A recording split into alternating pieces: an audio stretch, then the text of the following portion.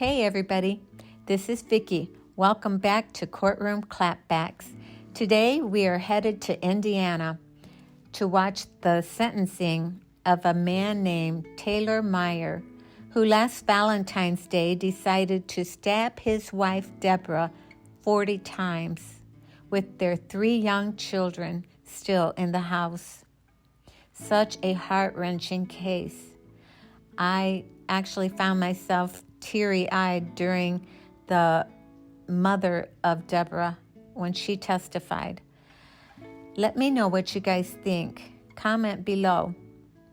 The man who officiated the wedding of Taylor Meyer and his wife Deborah got up and actually read back to Taylor the vows that he had vowed to Deborah on their wedding day. Oh, such a heart-wrenching case. Let's head in and watch the sentencing. Let's listen to the witnesses get up and let me know what you think. Let's talk about it after.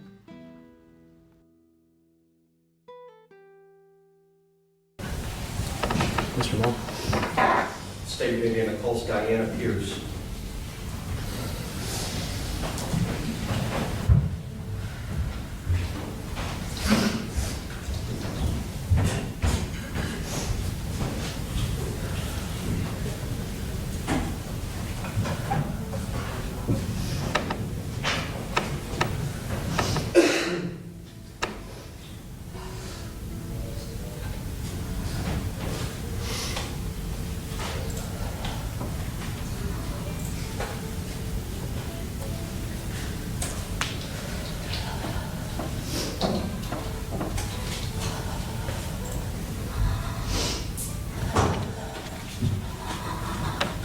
Please raise your right hand, ma'am.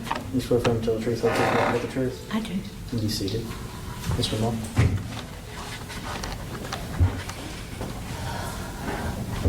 Good morning, ma'am. Would you state your name, please? Diana Pierce. And what relation are you to the victim in the case? She was my daughter.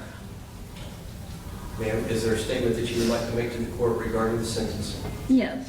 You can do so now, please. I want you to look at me when I read this and not be a coward. First, I would like to thank the court for allowing me to speak here today. I'm Diana Pierce, Deborah's mother.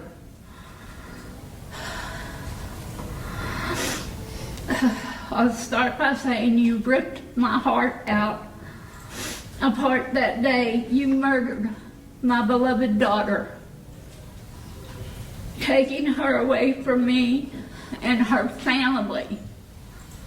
My life will never, ever be the same again. You took away the most wonderful person that God ever put on this earth.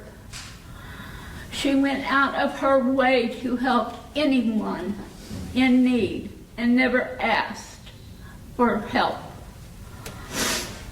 She was an amazing daughter, sister, aunt, friend, nurse, and most of all, a mother.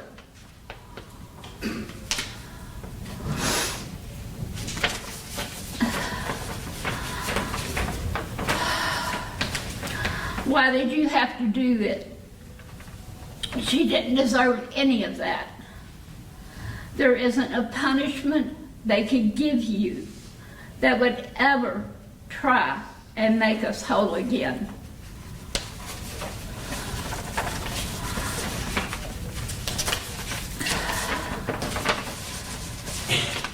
After all I did for you, treating you like my own son, we all went out of our way because Deborah loved you.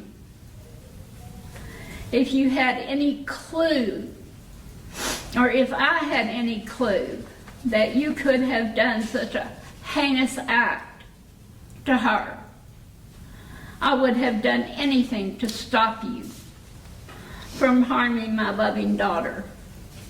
You don't deserve to live, breathe fresh air. You only deserve the kind of pain you inflicted on my daughter. How can you say you loved her and then turn around and murder her? You could have stopped at any point before you killed her, called 911 and got her help. Then she would still be here with us. But no, you were so set on killing her, you didn't care about anything else but trying to prove you were in control, trying to make her pay. Whatever your sentence is, it will never be enough. Sending you to prison for life is too good, because the taxpayers will have to pay to feed and house you. And that's all I have to say. Thank you, ma'am. I don't have any further questions for you. Thank you. Mr. Patel? Do you know about the state of Indiana calls Emily Durbin?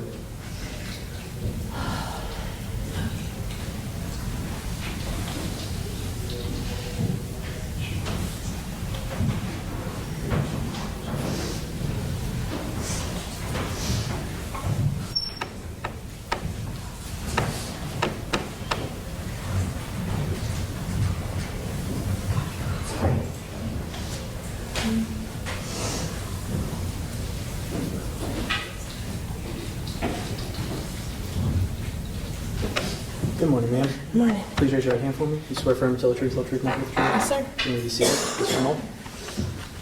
Ma'am, would you state your name? Emily Durbin. And you previously testified in the jury trial in this matter, but for the purpose of the record in today's hearings, would you state how you know the victim? She's my best friend. Is there a statement that you would like to make today as it concerns the sentencing? Absolutely. Please do so now. Hello, my name is Emily Durbin. Deborah, who I called Deb, is and was my best friend and my person. We did everything together. We went to the zoo, the library, the grocery store, the doctor's office. We weathered life together. Between childbirths, weddings, moves that expanded multiple states, vacations, all of it.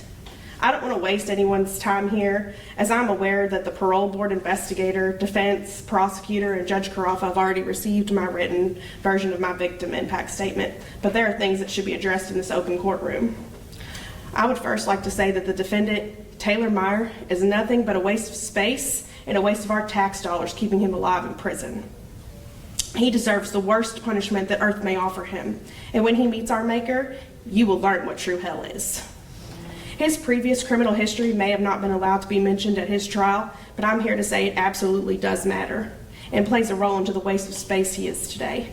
He previously broke into a man's home with a knife, the same weapon he chose to use to kill Deb, with the intent on killing that man. Why?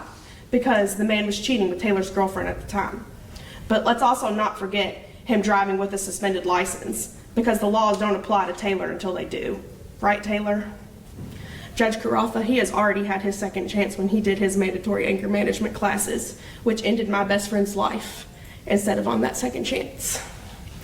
The individual, because he is definitely not a man, sitting right there, and for the record, I would like it to be known that I pointed to Taylor Meyer, shows zero remorse. He is a narcissistic psychopath, and he only cares about himself. That's why he murdered Deb in cold blood.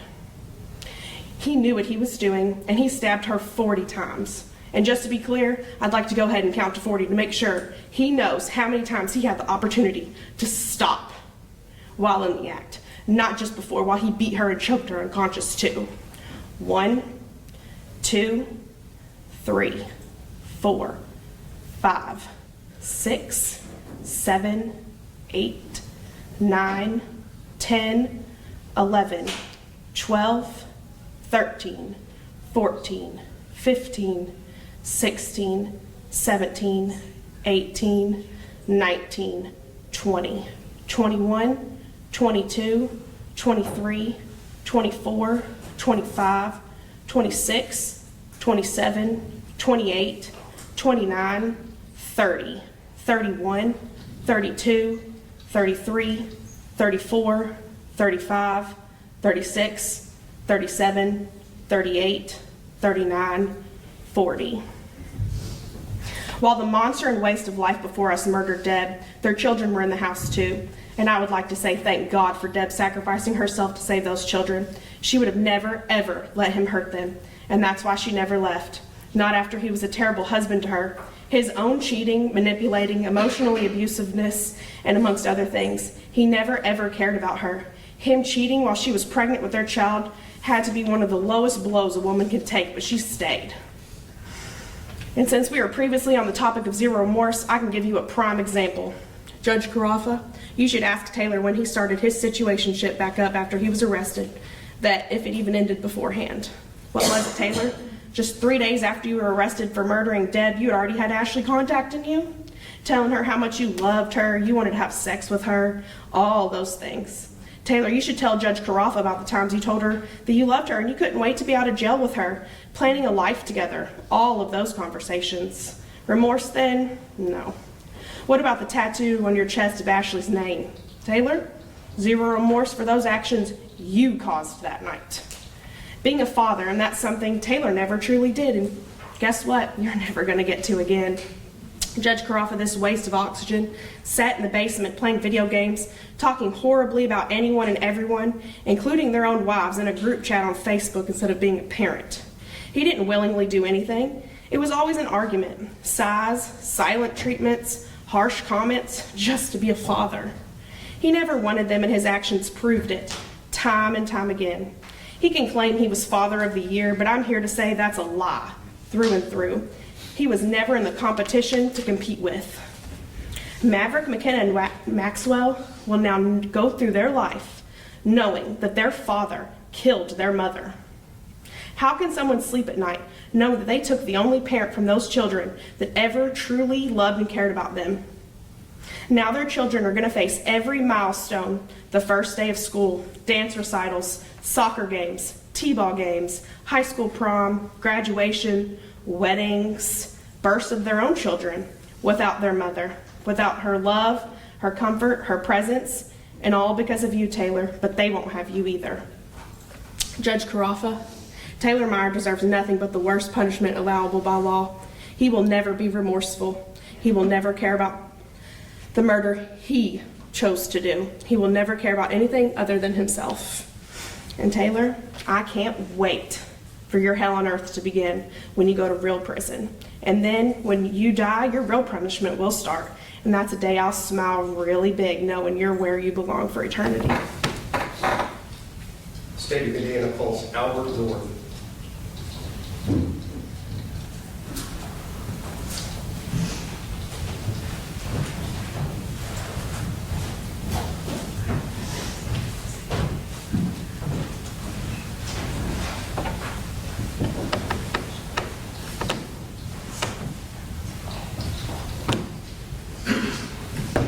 Please raise your right hand, sir. You swear affirm to tell the truth, whole truth, nothing but the truth? Yes, sir. May you see. Mr. Mull? Sir, could you state your name for the record, please? My name is Albert North. And how are you related to the victim of the case? I'm her brother.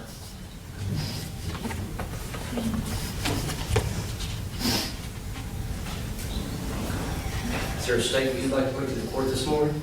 Yes. Please feel free to do that now.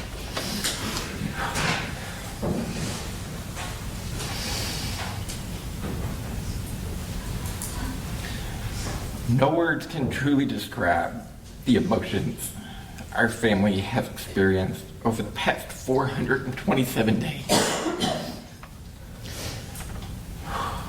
The turmoil and grief that we have lived through are indescribable. I was awoken at 4 a.m. by police on my doorstep. Something no one has ever prepared for.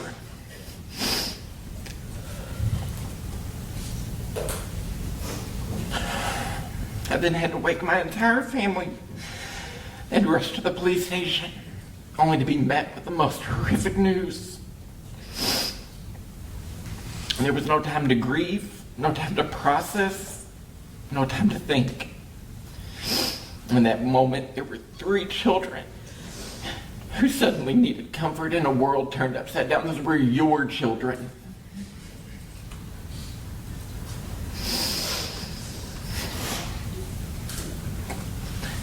They were taken from their beds by strangers, scared, crying, without the ability to understand what was going on, why their mother wasn't there to hold them. Less than 5 hours after those police knocked on my door and woke me up, I was in your house, cutting the bloody carpet up from where you killed her.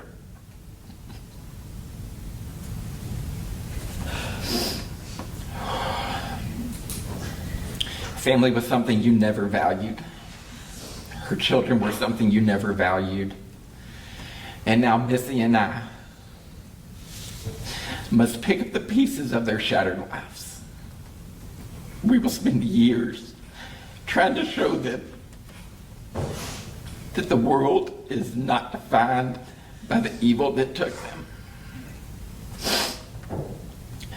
They will never know your name. They will never remember your face.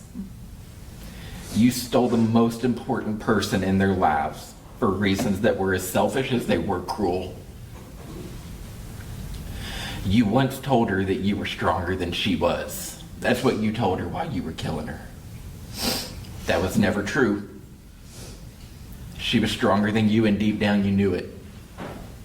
And that's why it took you 40 stab wounds to kill her, because anything less and she would have gotten back up. The world should know this is not the first time you attempted something violent. The world should know you betrayed her trust long before this, and in the aftermath, attempting to drag her name through the mud to defend yourself was not only dishonest, but profoundly revealing of your character and cowardice. The only comfort I have now is knowing her children will never have to fear you again. From this day forward, they will be raised in her image with her strength, her kindness, and her love guiding them. They will have her last name, and they will never again be burdened by yours. State of Indiana calls Suzanne.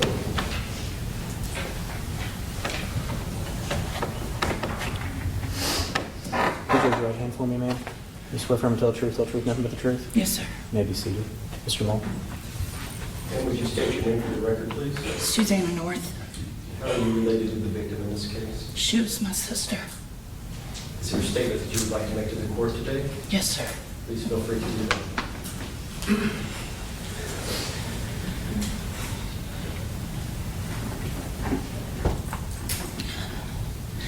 My name is Susanna North, and I'm Deborah's oldest sister.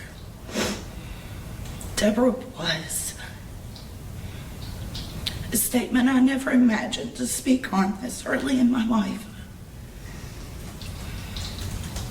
Deborah was a kind and selfless person. Deborah was a sensitive soul who wore her heart on her sleeve.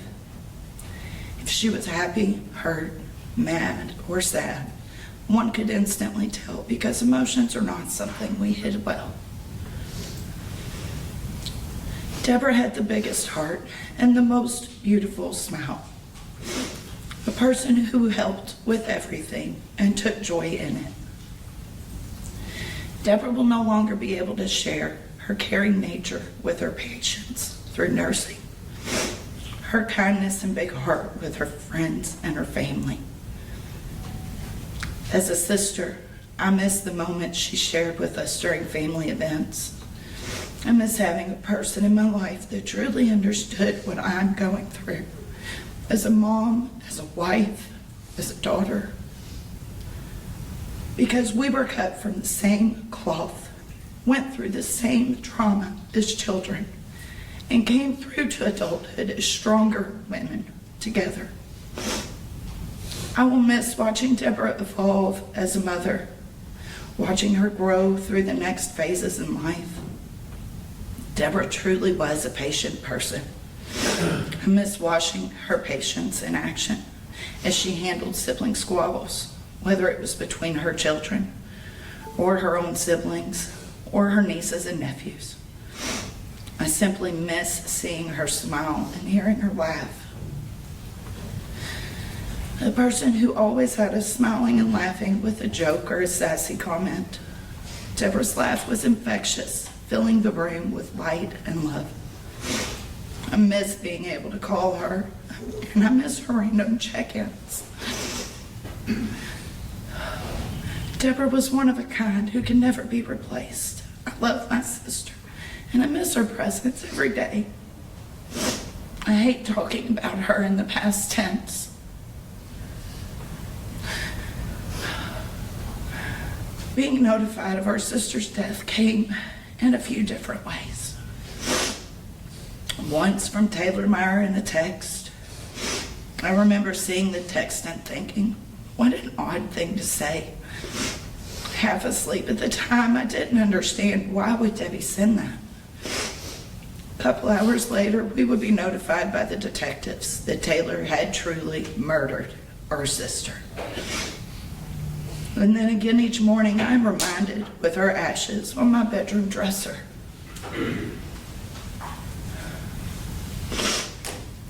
From that fateful night on February 14th, 2025, the following week quickly blurred together as we tried to wrap our heads around the nightmare that was unfolding. Coming home to tell my girls their aunt was murdered by Mr. Meyer was the hardest thing that would follow. Seeing the pain and confusion in their eyes as they tried to make sense of what I was telling them. And all I could tell them was, it doesn't make sense. I didn't have any answers for their questions. Everything I was telling them seemed like something out of a crime series on TV. As the week unfolded, our family rallied together for my sister, and we made decisions we never imagined to be making. Cremation or burial, open or closed viewing, writing her obituary, writing words for her ceremony. To give full understanding as to the emotional impact of my sister's murder, I will describe a dream I had 10 to 12 months before her death. For me, having a dream is a rare occurrence. If I have dreams, I don't remember them after waking. But this dream was different. To describe the dream, I was in a department store looking for a shirt. I recall it being an odd scenario because with me in various parts of the store were my mother, my oldest daughter, and my brother's daughter. It was odd because I rarely shop with other people, and I was actively looking for a shirt or top of some kind. I was on the phone with someone who was helping me figure out what kind of top to buy. I found a sweater and I put it on over my clothes, right there in the middle of the department store. I faced a mirror, one that was hanging on a column within the area. My face red, like I'd been crying. The sweater wasn't my color. It was a lavender purple. I remember feeling hot and constricted in the top, so I took it off and told the person on the phone that I had what we needed and left. This is all I remembered of the dream itself. But what came next when I woke was this immense, unbearable feeling of sadness, like a heavy weight sitting on my chest. That morning when I woke, I couldn't shake the feeling of the dream. It felt so real, yet so confusing because nothing made sense. The task of finding a top, shopping with people, talking on the phone while shopping. It was like an omen of something to come. I sat with those feelings in this dream for a few hours before deciding to contact my brothers and sisters individually for a wellness check. Everyone was fine, but I couldn't shake it. Something bad was coming. I had this urge to attempt to figure out what this dream was telling me. The oddness about it felt like a mystery to solve. Over time, the feeling eventually subsided, but it was always lingering under the surface. Urban and Beyond 24 rolls around and I have tickets for my birthday, so I asked Deb to join me for a couple days. She happily comes along, and I'm happy too because I rarely get to see her, just me and her. She was always quiet with me. She didn't have to say anything for me to know something was bothering her. I asked how things were at home with the kids and how things had been between her and Taylor. She gave typical answers, everyone's good, so I continued to shrug off that feeling. Maybe it was just a bad dream. It happens.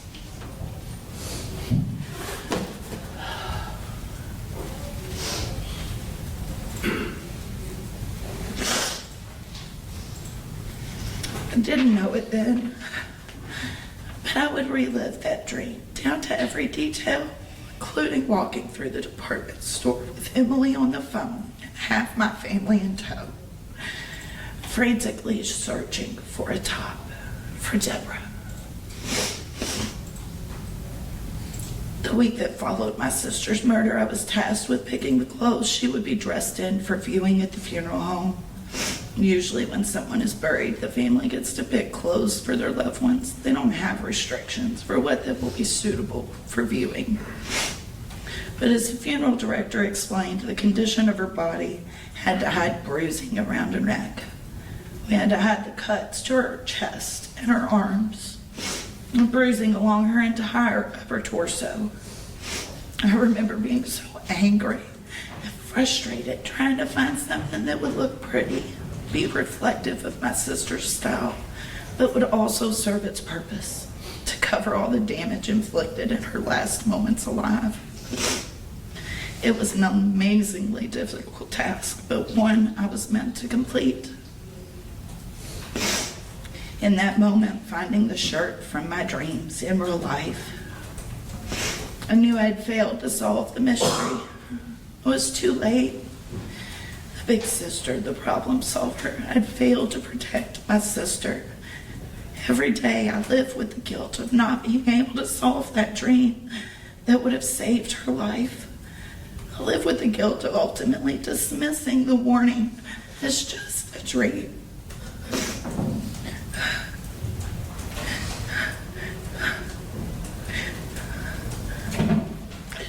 To explain another side of the emotional impact my sister's murder has left, I'll take you back 5 years ago when I was in the beginning stages myself of an affair that would last almost 16 months and nearly end an 18-year relationship.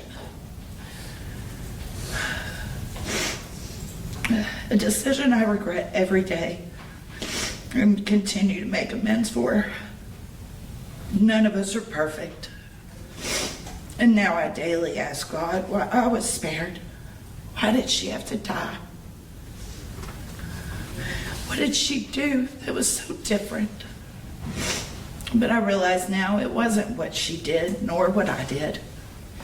The difference in our outcomes was because of the difference in our men. Deborah's not here today because Taylor chose to end her life in a rage-filled disbursement of his anger. Deborah is gone because Taylor's choice to take her life.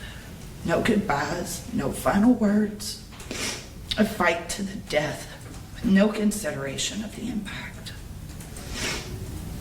This, on top of all the typical emotions of losing a loved one, amplified by the tragic way she was taken and the suddenness of her loss. Physically, my heart is broken. It hurts every day. I've experienced many deaths in my short life, mostly elders of our family, some friends when I was younger, but nothing compares to the pain of my sister's murder. Just saying those words, my sister was murdered. It shatters my heart into a million pieces. The physical pain that sits in my chest, it doesn't leave. Some days it doesn't hurt so much. Other days I could crawl under a rock and die just to be with her. Coupled with the survivor's guilt, the loss of my sister has taken a piece of my spark. Happiness doesn't feel the same anymore.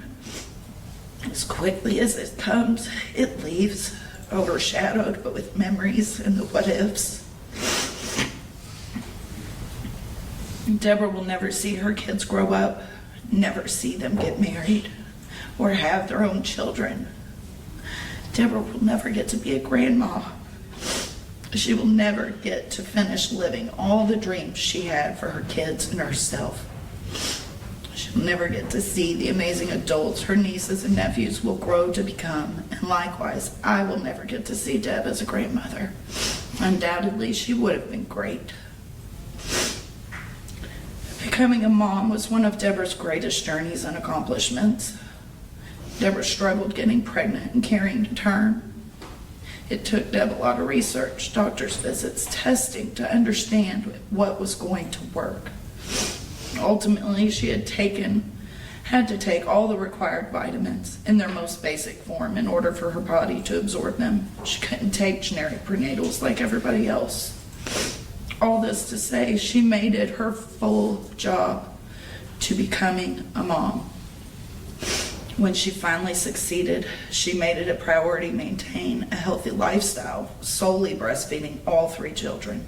Deborah rearranged her work schedule so kids could be at home during the week instead of at daycare, and chose to work on the weekends, putting her kids first.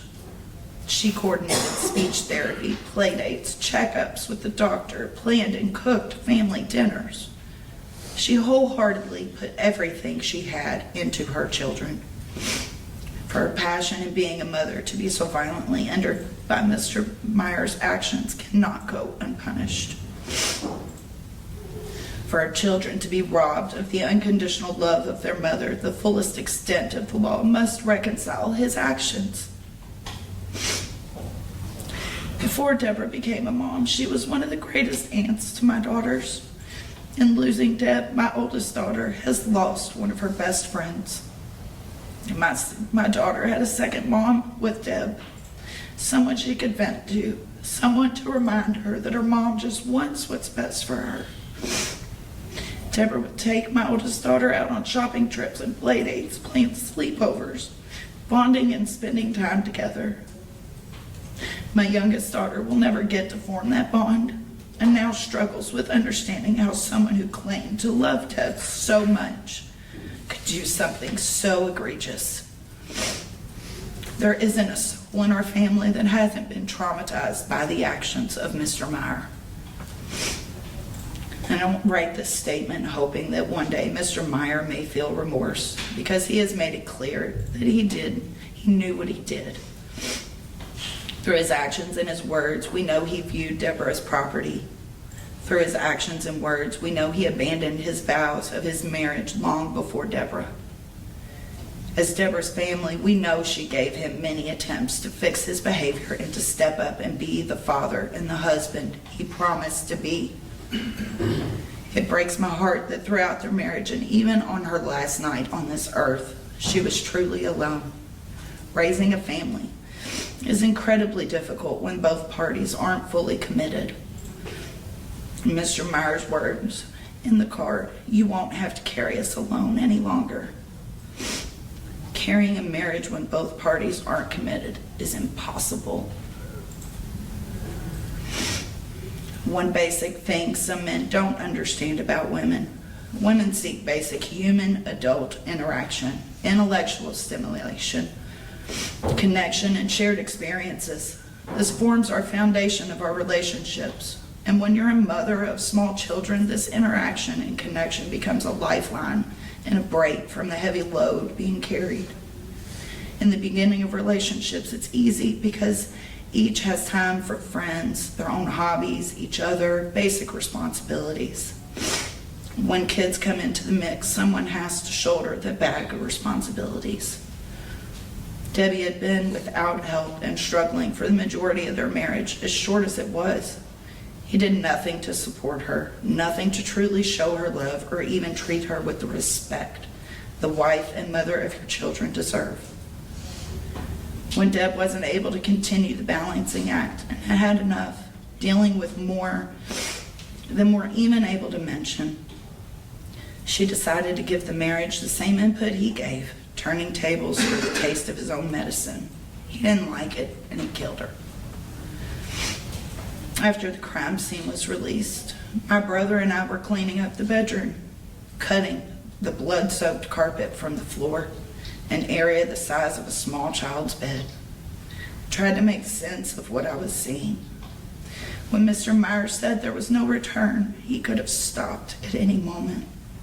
She gave him plenty of chances to stop what he was doing, reminded him to think of who he'd really be impacting, and just stop.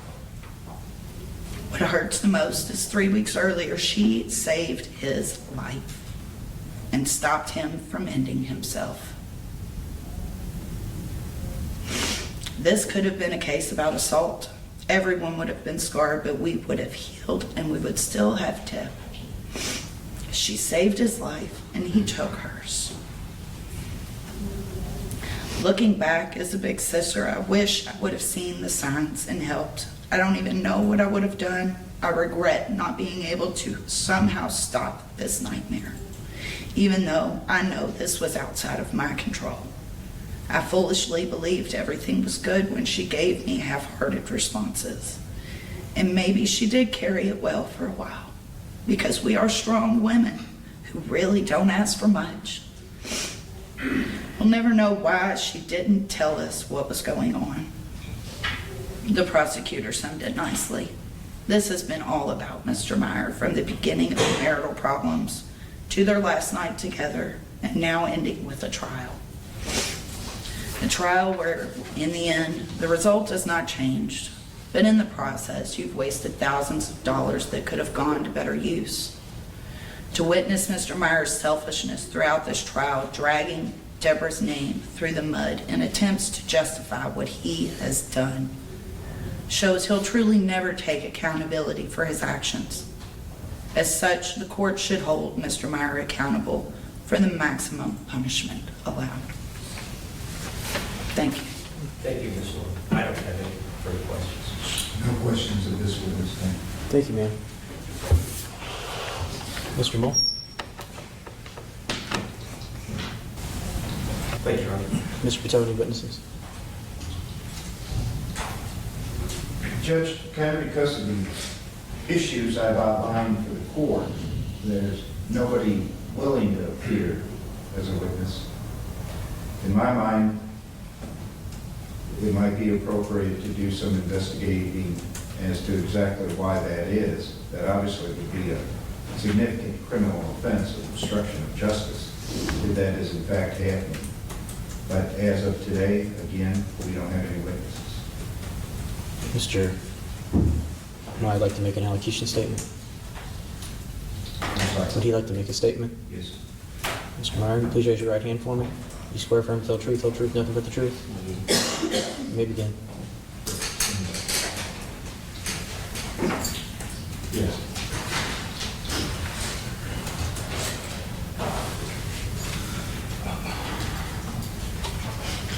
Most of you all have only heard of me because of that terrible Valentine's Day night. That's because before that, I was a good citizen. I didn't do drugs. I didn't commit crimes. I rarely ever drank. I was a hard-working employee of a 15-year career. Two of my closest friends and the groomsmen of my wedding, of them, one is a police officer, but the other has never even received a speeding ticket. I didn't hang around with troublemakers. I was a polite, friendly, and respectful person. I still consider myself that, despite being locked up with violent offenders and gang members for over a year now. Even most of them determined that in minutes that I'm not a terrible person. I love Debbie to this day. I miss her every day, despite how evil many of you want me to be. I don't consider myself an evil person. I did a terrible, horrendous thing and in a fit of rage. Of course I regret it, and I would change it in a heartbeat if I had the power. I'll try to say I wasn't remorseful. I didn't inform anyone that for 4 weeks after I was arrested, I was in solitary confinement. All I did was cry and sleep at what I had done to the woman I loved. Like I said, I still love her. She's the woman I built a good life with and a beautiful family with. Had I loved her less, maybe I could have just left her. But any man with a sliver of hope to keep his family together would cling to that hope, I believe. I'd like to say to my family and friends, I want to to say I'm sorry, and I'm sorry for any negative repercussions you all have had because of me.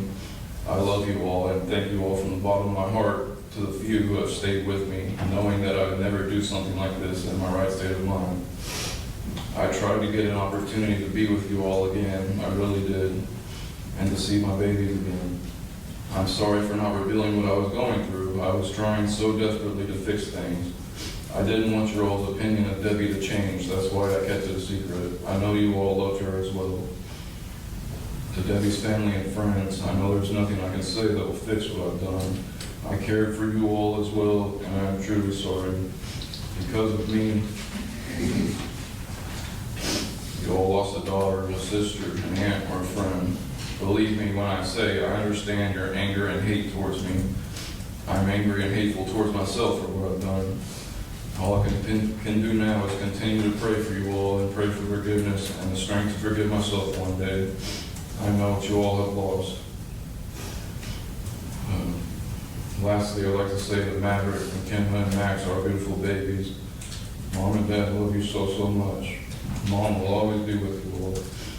I'm so sorry for hurting Mom. Dad was sad and mad, and I wish I could change what happened. You three will always be our perfect babies. Be good for Uncle Albert and Aunt Nessie. Be nice to each other and always love each other. Don't know if I'll ever get to see you again. I miss and love you all every single day. You babies were the best things that happened to Mom and Dad. Please forgive me. That's all, Your Honor. Thank you. Thank you, sir. Mr. Mull, argument? The legislature of the state of Indiana has authorized you, Judge Carafa, to sentence this man up to a sentence of 65 years. You're authorized to do that. It is the state of Indiana's position today that that is the appropriate sentence in this case. The maximum sentence of 65 years to be spent in the Indiana Department of Corrections. By law, the court can look at aggravating and mitigating circumstances that are contained in Indiana Code 35381-7.1. One of the aggravators present there is number one, that the harm, injury, loss, or damage suffered by the victim of an offense was significant and greater than the elements necessary to prove the commission of the offense. Certainly that's an aggravating factor that's present here as evidenced by the injuries that she sustained that was established through the trial evidence. So that is an aggravator that you can find in a sentencing order. Another aggravating factor that's present under this statute is subsection 4. The person committed a crime of violence and knowingly committed the offense in the presence or within the hearing of an individual who was less than 18 years of age at the time, and the person was not the victim. Clearly, this murder occurring in that home with those children in proximity fits that aggravating factor of the statute. So there are two. Another aggravator that I asked the court to look at is the fact that there is a prior arrest for felony, as noticed in the pre-sentence investigation report. And I admitted this exhibit that contains the probable cause affidavit in the case. And one of the things that the witnesses have referred to are the fact that he has previously threatened to kill somebody. And the statement that he made to the officers contained in this affidavit, the basic facts are is he went to the home of his best friend because he thought the best friend was having a relationship with his girlfriend. And this occurred August 24th of 2011 in Sellersburg. And he was trying to break in a door forcibly. Homeowner came out and stopped him. Police responded. And he said, Mr. Meyer said, he tried to get Cody to come out and fight, and the suspect stated to me he would not come out because he was a something, so I hit the door with my shoulder, and I'm trying to break the door in so I could go in and beat him to death. Now later on in the report, when there's some time that passes and they question him again, he backtracks from that and said, I'm just going to beat him up and not kill him. But his initial statement to the police was, I'm here to beat that door in and beat him to death. And so that was a prior instance where he was voicing out loud an intent to commit homicide, to murder somebody else. So this is not a first-time instance of him getting angry over a relationship issue and either voicing or acting homicidal. And the court can take that into account in the sentencing order. But Judge, you've heard from these witnesses the horrific impact of this crime. And ultimately, that's what you're punishing today is the crime. And going back to that night, the fact that Deborah was calling out to these children, trying to discuss with him, you're going to leave these children orphaned without a parent. Are you really going to do this? And over the course of quite a bit of time, he did it anyway.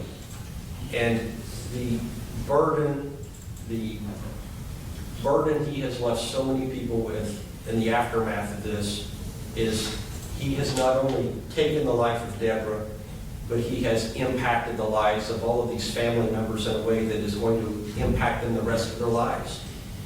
And the impact, the import, the gravity of this crime, the immense number of stabbing wounds, the beating, the choking, the smashing with a bottle, the in and out of consciousness of this victim, it is truly just about one of the most horrific murders that one can imagine. This crime is. And because of the horrific nature of that, because of the prolonged suffering of this victim, because of the intentional action and robbing these little children of their parents, when there was time to think about it, this is a crime that deserves that maximum sentence. And there's just not a reason in the world for this court to impose any sentence that's less than 65 years in this case. And that's the state's request. Thank you, Your Honor. Thank you, Mr. Mull. Mr. Patel. Thank you, Your Honor. To state the obvious, this is a legal proceeding governed by certain procedures and certain rules given to us as far as what a sentencing is. The prosecutor has argued to you that the maximum sentence is the only thing that will satisfy justice in this case. Of course, that's reserved for the worst of the worst. That's the maximum sentence. It's not difficult to think of factors where even this case may have been worse. I don't think it's the worst of the worst. But I really need to start with an acknowledgement of the testimony that was presented here. The testimony was extremely heart-wrenching.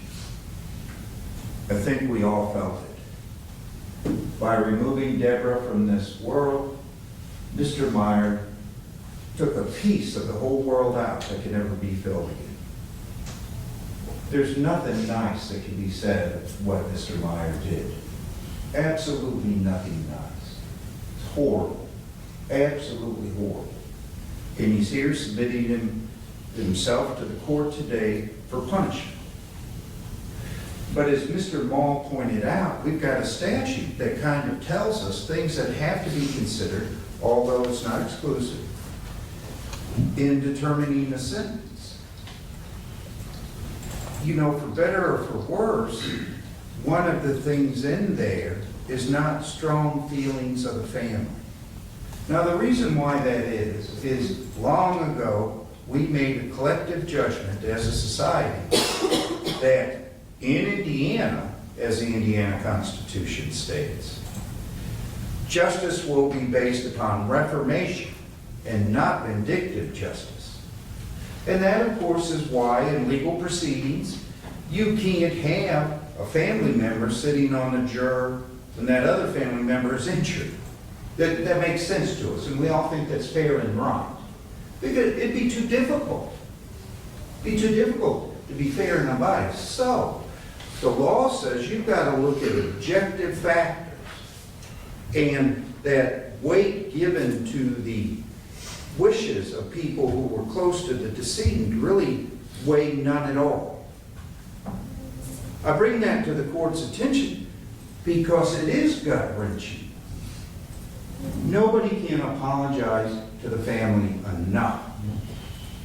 Not enough in substance and not long enough. That's not possible. And really what happens here, I hope helps with healing. But it's something that's going to have to be dealt with outside of the court proceedings and probably take a long, long time. If that, probably never. So what the court has to look at is statutory mitigating factors. Now I want to address the report given to you by the state. The state highlighted the portions that really seem bad for Mr. Meyer.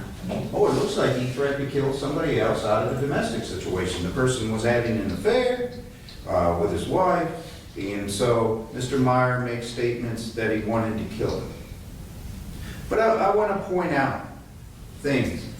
Judge, you're a seasoned practitioner, as is Mr. Mall, and you understand cases. Now, the first thing we understand from what to me looks like an attempted murder case, a serious case, is that it was charged as residential injury. Now, what we know from that, having a fine prosecutor's office in Clark County, Indiana, led by an exceptional prosecuting attorney, is that they don't take criminal cases lightly. Somebody in that office made the judgment that this is not an attempted murder, although that's how the facts read. This is a residential injury. So somebody in that office made the decision, hey, this isn't all that serious. Then I'd ask the court to take judicial notice of the CCS in that case, which is 10 CO3 1108 FD 1012, because of how it was resolved. Now, out of this attempted murder, how it was resolved is that the case was TUA'd, put on the shelf for a little bit, and then outright dismissed. Now, that had to do with a realistic view of what the facts actually were. The fact that something appears in a probable cause affidavit doesn't make it true. They're only allegations. And these allegations were never tested. Why do I say that? Because there's never any trial.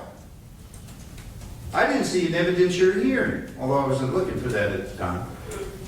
But I didn't notice one. So, the allegations were never tested. Also, the whole document's hearsay. Now, I know this is sentencing here. State will be quick to point out for the court, accurately so, that hearsay is admissible in the sentencing hearing. It's also not admissible in probation violations and things like that, bond hearings. But that doesn't mean that evidence can be admitted willy-nilly, of course. You know, the fact the evidence rules don't apply doesn't permit evidence of Ouija boards and that sort of thing. What has to be shown is a sufficient indicia of reliability. You read that affidavit as far as from the witnesses that were questioned, that's not done for a single one. None of this that, well, I knew the person, I knew him to be reliable and credible. This person gave me information in the past, and that information had always been confirmed as true. So, it's in evidence, and the court can consider it, but the weight should be zero. Honestly, we should rely on the professional prosecutor's office judgment of the case. This case is a TUA, and we're going to dismiss it. I suggest that's reflective of the real facts, not necessarily the ones in the probable cause. So, the reason why I started to talk about that is obviously pursuant to the statute decided by Mr. Mall, 3538.17.1. The court can consider criminal history. Besides this, the information admitted by the state in this hearing, there is no criminal activity. Well, Mr. Meyer says it seems to be true. He didn't hang out with criminals. He wasn't a substance abuser. He wasn't out there doing bad things. Whether or not he's likely to respond affirmatively to probation or short-term imprisonment. Well, you know, one of the things the Supreme Court has dictated for this court is that you have to consider the IRAS. This is a professional report prepared by those with training and experience to indicate what is the risk this guy will reoffend. He's very low, which once again is backed up by his whole life. He doesn't engage in criminal activity.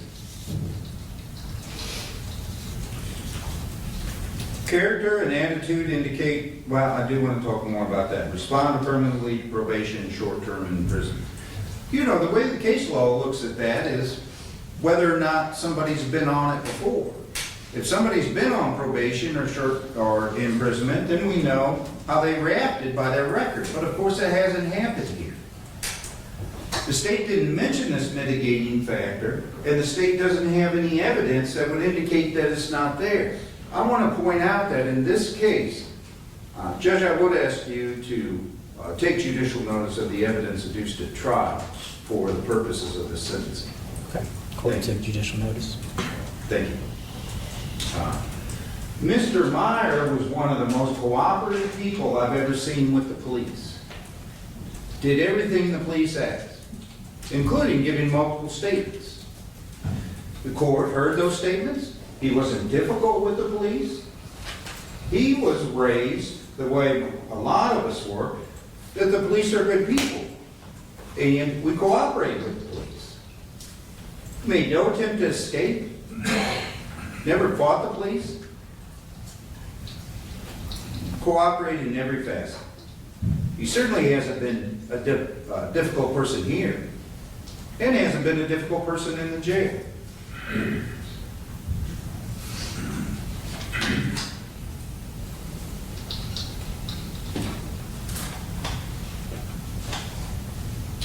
Whether or not there's substantial ground tending to excuse or justify the conduct.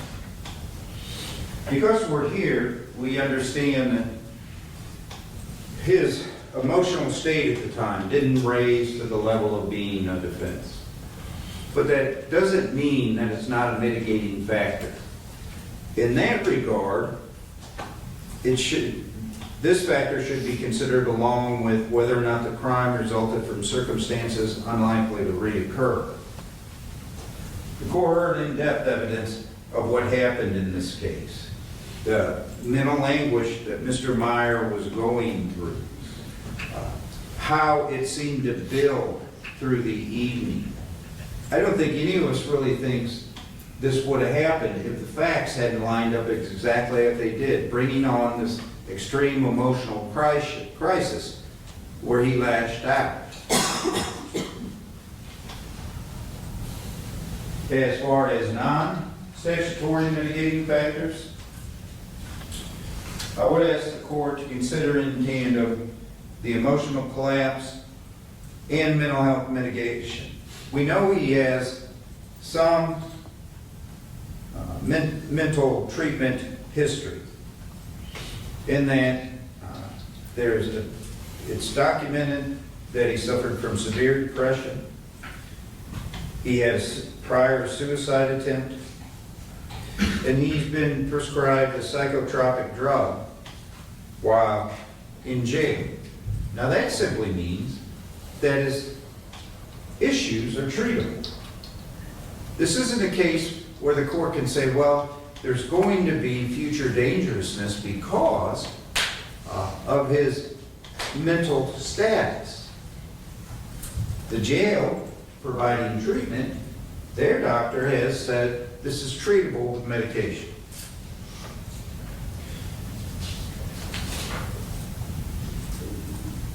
He has a great deal of family and community support. The court can read the letters that had to be introduced as confidential because people were concerned about any backlash they might have. He has a strong work ethic. He's loyal, generous, always supports others, and has always been viewed as dependable and compassionate. His employment bears that out. 15 years for one employment, which is exceptional. So, in this case, I'd ask this court to view it at what it is. This was a unique environment that caused this criminal offense. You take his emotional status and add it to what was going on, and under these very unique circumstances, a criminal offense was committed. But when you look at the complete rest of the history, his character, attitudes, his employment history, what his friends say about him, in light of that, it seems that the mitigators outweigh the aggravators. The very last thing I want to talk about is remorse. That obviously is an emotional issue as to whether or not he feels bad about what he did. You know, I understand that people who are angry at him are frustrated because they haven't seen any remorse. But of course, they haven't had contact with him since the day he was arrested. Now they've seen him in court. And if there should have been a showing of remorse, then it's my fault. I told him during trial not to react to things. I certainly told him not to talk. And so the opportunity to express remorse in this open courtroom is due to me, not to him. Today was his first opportunity to anybody to express what his remorse was. He told you how he reacted in the jail. He read his letter today. I think everything he said was genuine. I think he can be taken in his word. And so I do think the court should find remorse. Judges, this is a difficult case in that emotions are so high, and understandably so. Well, we trust the court to sift through the legal part of this sentencing. What's appropriate, what's not appropriate, and to come up with an appropriate sentence. Thank you. Does the defense have a recommendation? Judge, I'm certainly aware of the penalties for the offense of the murder. What I would ask for is a sentence that meets the requirements of the law. However, I would ask there be only a short term of actual incarceration. The reason why I say that, judges, is that the statute, once again, reflecting the Indiana constitutional provision of rehabilitation, wants the court to take in consideration how is the best way to make the best out of a bad situation and craft a judgment based upon rehabilitation. There's no indication here, no indication at all, that short-term imprisonment won't do that.